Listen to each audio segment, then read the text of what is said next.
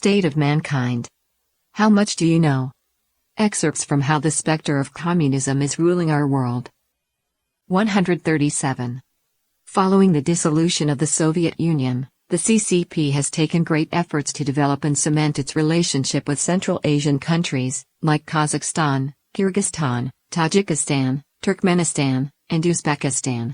The goal of the CCP's strategy in Central Asia can be viewed from several angles. For one, Central Asia is an unavoidable land route in China's westward expansion. Further, when China constructs infrastructure to transport goods in and out of China, it can also expand its commercial interests in Central Asia. Secondly, China aims to seize the natural resources, including coal, oil, gas, and precious metals that are abundantly found in these countries. Thirdly, by controlling Central Asian countries that are geographically and culturally close to Xinjiang, China can tighten its control over ethnic minorities in Xinjiang. Though the CCP has not announced its desire to dominate Central Asia, it has effectively taken up the most influential role in this region. The International Crisis Group, a Brussels-based think tank, released a report in 2013 saying that China has been rapidly growing into an economically dominant power in this region by taking advantage of social unrest in Central Asia. Beijing sees Central Asia as a supply base of raw materials and resources and as a market for its low-priced, low-quality products. Meanwhile, the CCP has also poured millions of US dollars into investment and aid in Central Asia in the name of maintaining stability in Xinjiang. A huge network of highways, railways, airways, communication, and oil pipelines has closely connected China with Central Asia. The China Road and Bridge Corporation, CRBC, and its contractors have been responsible for the construction of highways, railways, and electricity transmission lines in Central Asia. They pave roads on some of the most dangerous and complex terrain and construct new roads to transport China's goods to Europe and the Middle East, as well as to ports in Pakistan and Iran. In the 2 decades between 1992 and 2012, of diplomatic relations between China and the 5 Central Asian countries, the total volume of trade between China and Central Asia grew 100-fold. In Central Asia, the CCP has promoted investments in large state-run, credit-financed infrastructure projects.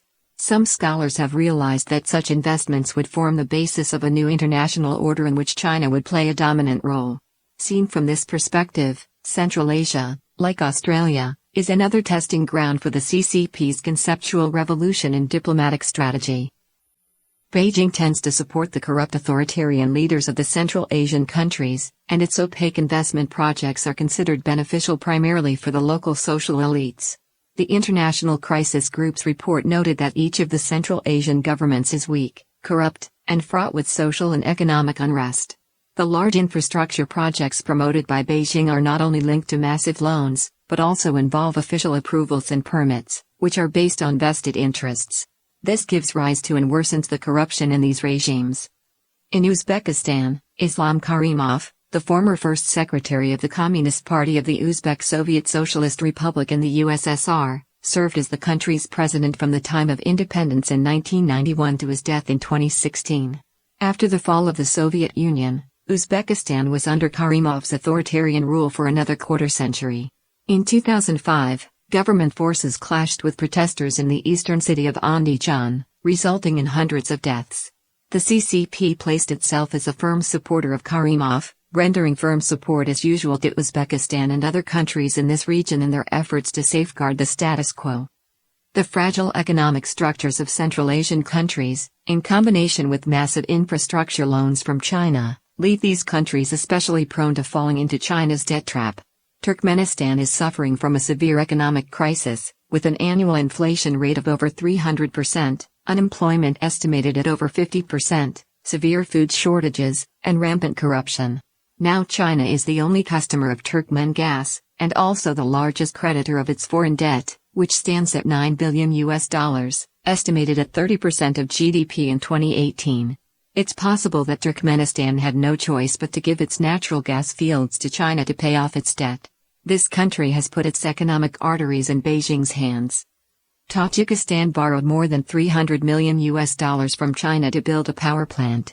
Unable to pay its debt, the country transferred ownership of a gold mine to China in order to pay off the liabilities. The Kyrgyz economy is also in danger, as large-scale infrastructure projects carried out by the CCP there also caused it to fall into the debt trap. The country is likely to give part of its natural resources to pay debt. Kyrgyzstan also cooperated with Chinese communications companies Huawei and ZTE to build digital communication tools in order to tighten governmental control over people, while also leaving China a backdoor to extend its surveillance into these countries. Beijing took advantage of the power vacuum in the aftermath of the dissolution of the Soviet Union to enter the Kazakh energy sector. The Kazakh economy depends on production of crude oil, and oil revenue in US dollars is used to buy cheap Chinese products. Apart from oil drilling, this nation's industrial foundation is fragile. With the flow of cheap Chinese products into its market, the Kazakh manufacturing industry collapsed. Another motive for the CCP's expansion in Central Asia is to crack down on Uyghur dissidents living in Central Asia.